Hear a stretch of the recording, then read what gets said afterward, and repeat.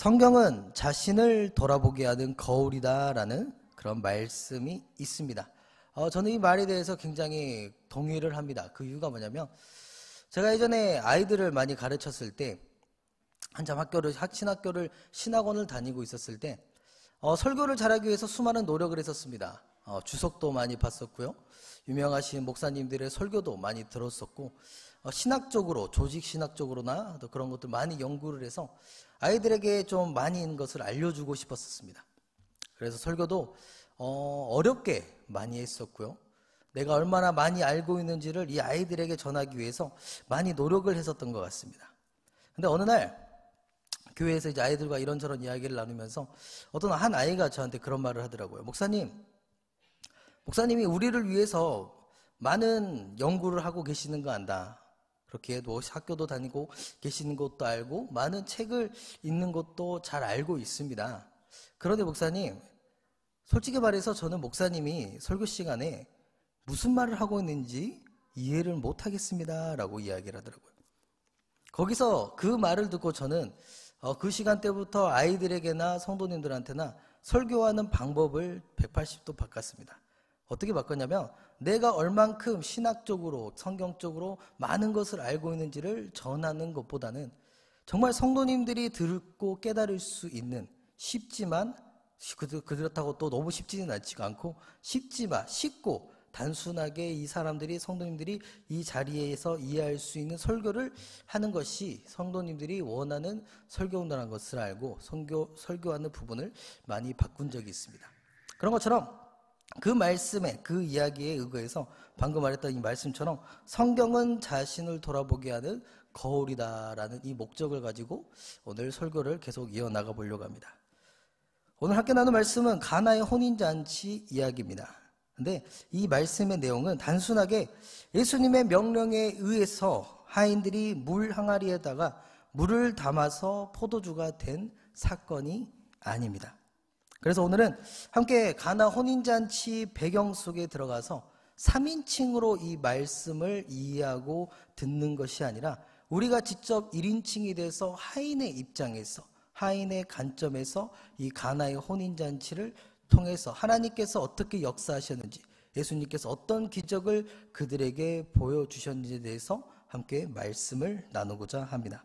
오늘 본문 말씀 보면은 어떤 내용이 나오냐면 3절에 보면 이렇게 나옵니다. 포도주가 떨어진지라 예수의 어머니가 예수에게 이르되 저들에게 포도주가 없다 하니 라고 말씀을 합니다. 사건의 시작은 간단한 시작입니다. 혼인잔치가 열렸는데 그 혼인잔치에 손님들이 마셔야 될 포도주가 떨어졌다라는 것입니다. 그래서 6절 7절 말씀 같이 한번 읽겠습니다. 6절 7절입니다. 함께 읽겠습니다.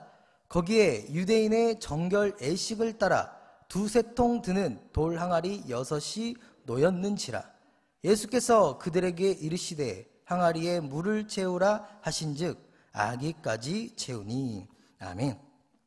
여기서 나오는 돌 항아리라는 것은 어떨 때 썼던 것이었냐면 정결의식이라는 것은 카타리스모스라는 세척 정화라는 의미를 가지고 있습니다.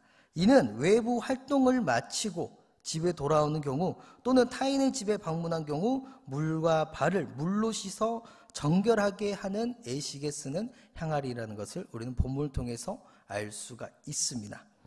문제가 있었습니다. 이게 뭐였냐면 예수님께서 이 상황을 봤을 때 이 문제를 해결할 수 있는 방법은 간단했습니다. 얼마나 간단했냐면 포도주가 떨어졌다는 것입니다. 그럼 어떻게 해야 돼요? 당연히 포도주를 사오면 되죠. 그러면 간단하게 이 포도주가 없어졌던 이 문제는 간단하게 해결이 됐을 것입니다. 우리들이 세상적인 방법과 해당적인 경험을 가지고 이 사건을 봤었을 때에도 굳이 정결의식에 쓰는 돌 항아리에다가 물을 채울 필요까지는 없었다라는 것입니다.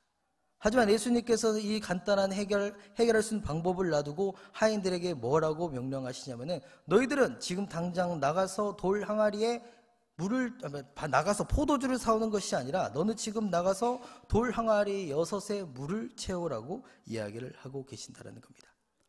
여기서 물을 채우라는 의미는 지금 우리가 살고 있는 이 시대처럼 물을 쉽게 구할 수 없는 시대라는 것을 우리는 분명히 알아야 됩니다.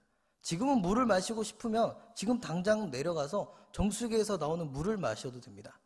더 급하면은 옆에 편의점에 가서 생수를 사서 물을 마시면은 물을 해결할 수가 있습니다.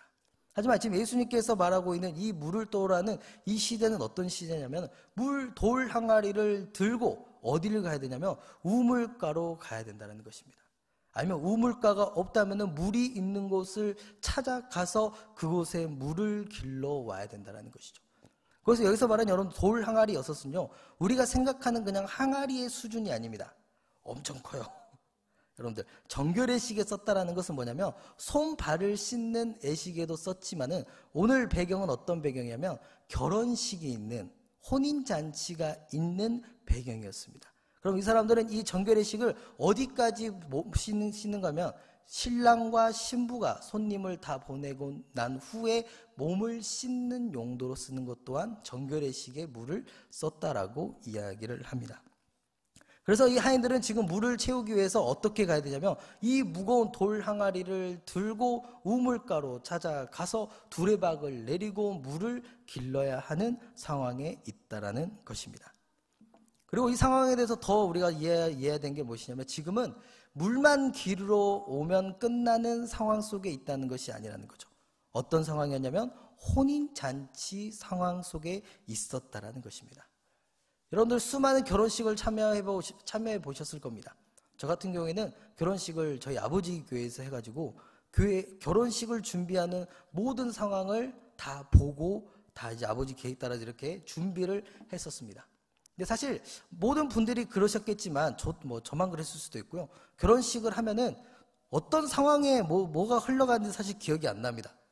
정신 차렸더니 승낙하시겠습니까? 네.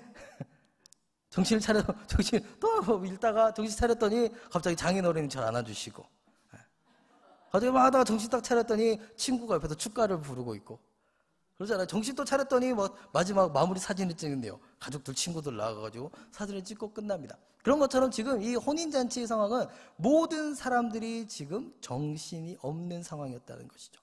그리고 여러분들 이 물을 떠오라고 시킨 사람들이 누구예요? 물을 떠와야 되는 사람들이 누구예요? 하인들이었습니다. 하인들은 그러면 지금 혼인잔치에서 물을 뜨러 우물가에 가서 물을 길러오는 사람들이 아니라 지금 당장 혼인잔치라는 이 상황 속에서 음식을 만들어내야 되는 사람이고 음식을 손님들한테 가져다 주며 오는 손님들에게 정결의식에 쓰는 그 물을 그 사람들 손과 그 사람들의 발을 씻겨줘야 되는 상황 속에 있어야 된다는 것입니다. 그럼에도 불구하고 그런 모든 상황을 예수님은 아시지만 그 하인들에게 뭐라고 말씀하시냐면은 지금 너희들은 우물가로 가서 돌 항아리에 물을 채우라. 근데 어디까지 채우라고 말씀하세요? 이 항아리에 아기까지 너희들은 물을 채우라라고 이야기를 합니다. 여러분들 그 빈 항아리는 굉장히 가벼워요. 그러잖아요. 근데 여러분 물을 아기까지 채운 항아리를 들고 다시 이 혼인잔치로 오기 위해서는 엄청난 노력과 수고가 필요하다는 것을 우리는 너무나도 잘 알고 있습니다. 그렇다면 이 상황 속에서 우리들의 관점과 우리들의 경험과 우리들의 철학과 우리들의 이론으로 봤었을 때는 모든 것이 이해가 되지 않습니다. 포도주를 사오면 끝나는 일이에요. 우물가로 굳이 안 가도 돼요.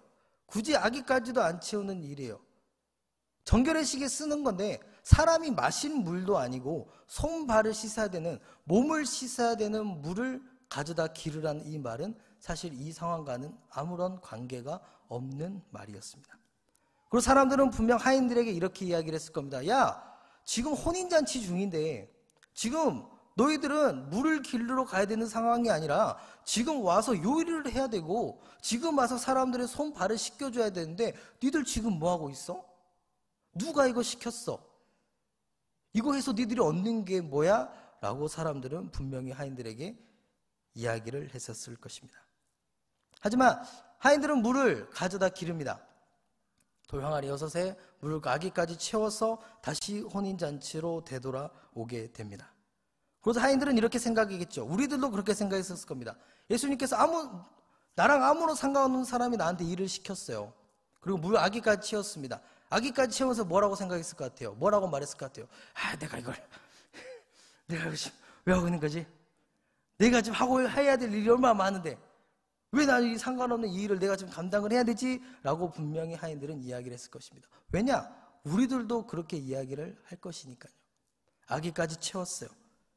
가져다 왔습니다. 와, 이제 끝났겠지? 이제 내가 해야 될 일, 아니면 지금 당장이라도 조금 늦었지만 다시 포도주가 없다는 상황을 해결하기 위해서 포도주를 사러 가자라고 이야기를 할 수가 있습니다. 하지만 예수님께서는 8절 말씀을 통해서 이렇게 말씀하십니다. 같이 읽어볼까요?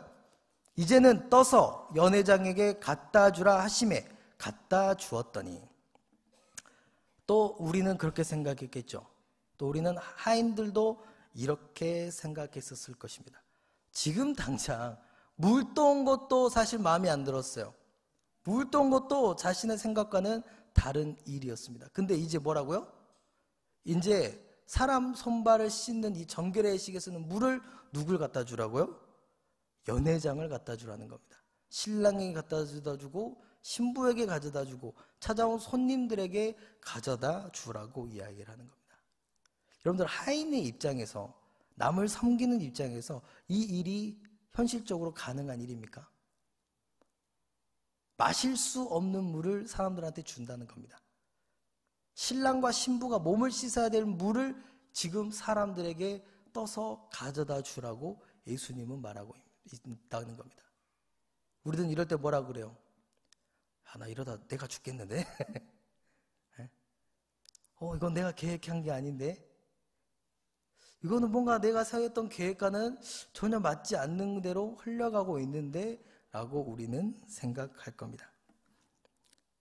하지만 하인들은 예수님의 명령을 그대로 따랐습니다. 그게 자신의 계획과는 맞지 않는다는 걸 알면서도, 이 물은 마시는 물이 아닌 줄 알면서도 하인들은 연회장에게 물을 다 떠다 날라줍니다. 그러면서 이 하인들은 기적을 보게 되었습니다. 9절과 10절 말씀을 함께 읽겠습니다. 연회장은 물로 된 포도주를 맛보고도 어디서 났는지 알지 못하되 물 떠온 하인들은 알더라. 연회장이 신랑은 불러 말하되 사람마다 먼저 좋은 포도주를 내고 취한 후에 낮은 것을 내거늘 그대는 지금까지 좋은 포도주를 두었다 하니라. 아멘.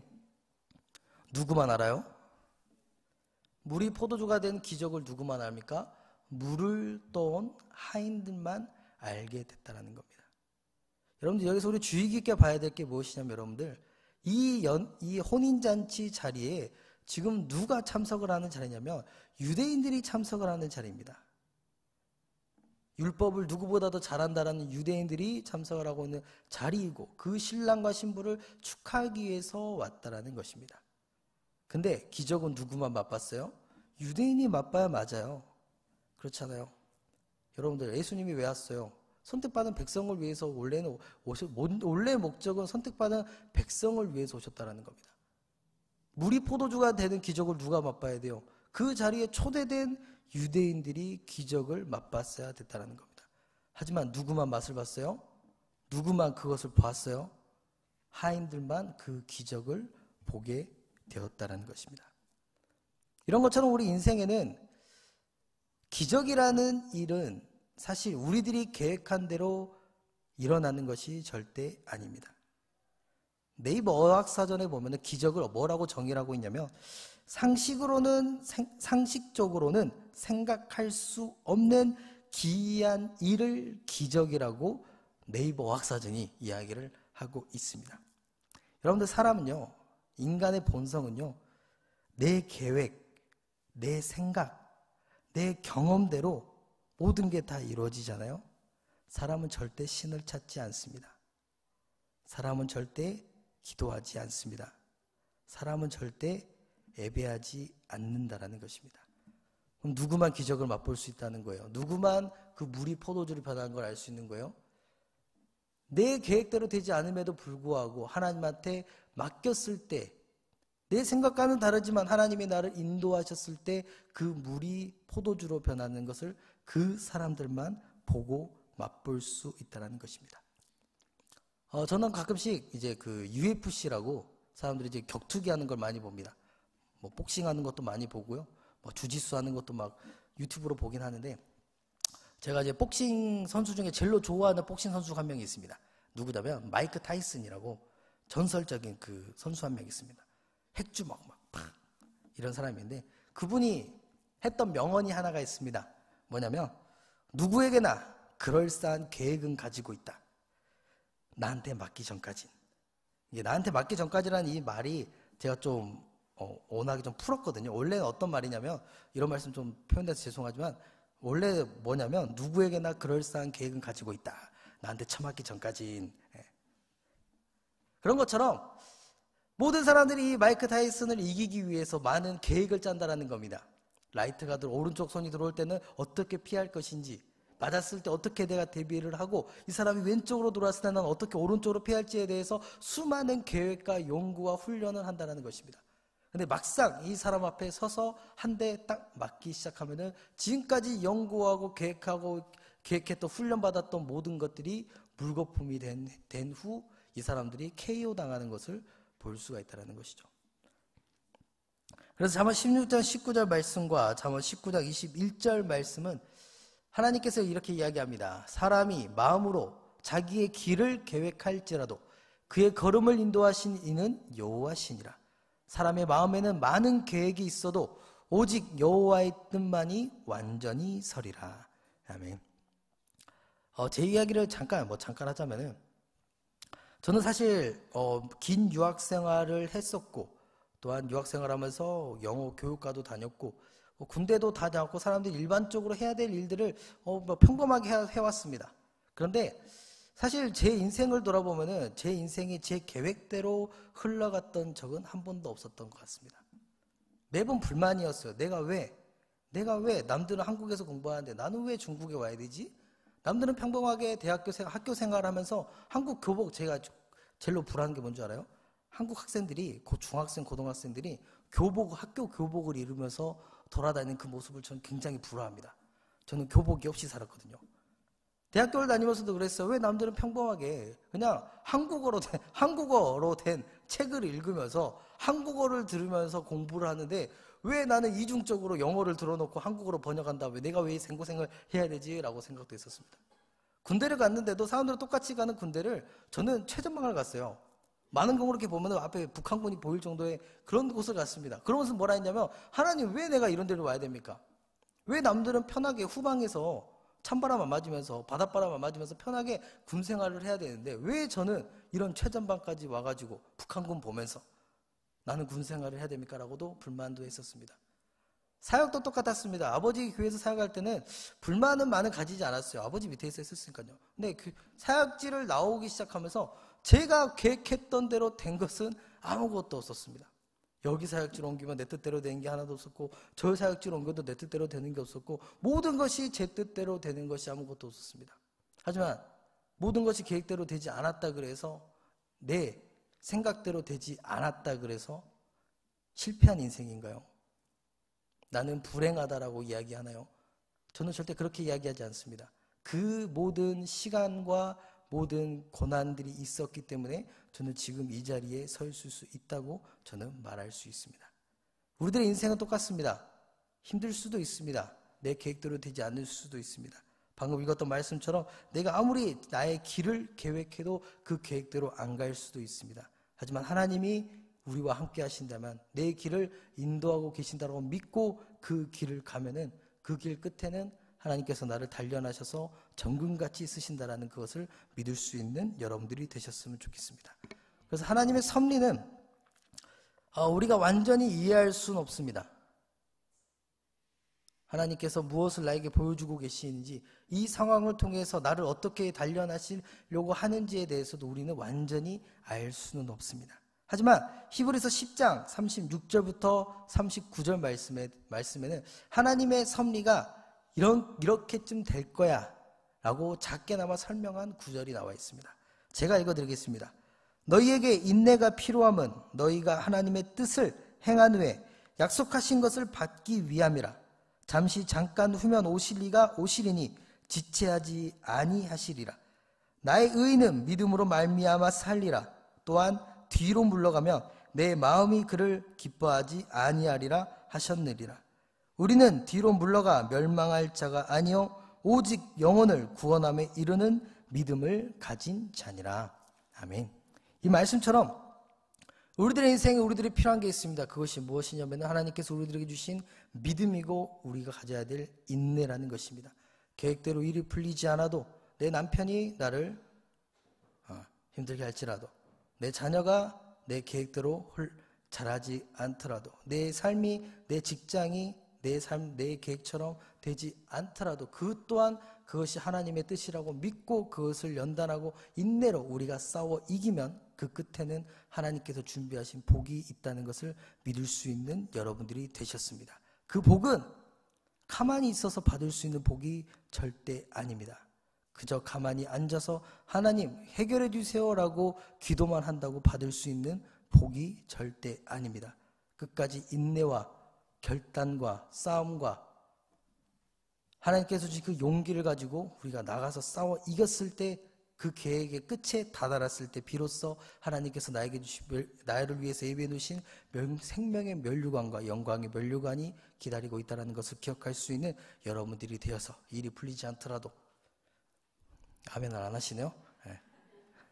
내 계획대로 되지 않더라도 하인들의 생각처럼 자신의 계획대로 이 일이 흘러가지 않았지만 그 끝에 물이 포도주가 되었던 그 기적을 보았던 것처럼 여러분들 작은 것에서 하나님의 기적을 볼 수 있는 여러분들이 되셨으면 좋겠고 그 기적을 통해서 여러분들의 믿음이 여러분들의 인내가 더욱더 성장해 나갈 수 있는 여러분들이 되시기를 주님의 이름으로 축복합니다.